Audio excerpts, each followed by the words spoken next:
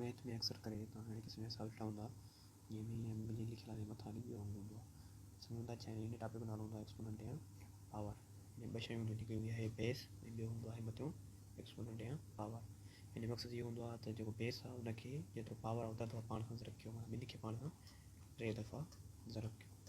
ॿिन्हियूं 4, 4 ॿियूं 8, माना 2 पावर 3 जो जवाबु हूंदो आहे 8। ये तव्हांजो 4 पावर 2, माना बेस 4 आहे उन ते पावर 2 आहे या एक्सपोनेंट उन ते 2 आहे। 4 ज़रबिया 4, 4 चौंक 16। एक पास जे 5 पावर 3 आहे, माना 5 बेस आहे, 3 पावर 5 खे पाण सां 3 दफ़ा ज़रब कयो। 5 5 25, 5 25 125। 2 पावर 6 आहे, माना ॿिन्ही खे पाण सां 6 दफ़ा ज़रब कयो। ॿिन्हियूं 4, 4 ॿियूं 8, 8 16, 2 16 32, 32 64, माना 2 पावर 6 जो जवाबु हूंदो हुयो 64। हेठियों अंग जेको हूंदो आहे हिनखे चवंदा बेस, मथे खे पावर या एक्सपोनेंट, पर सही लफ़्ज़ जेको आहे उहो एक्सपोनेंट आहे।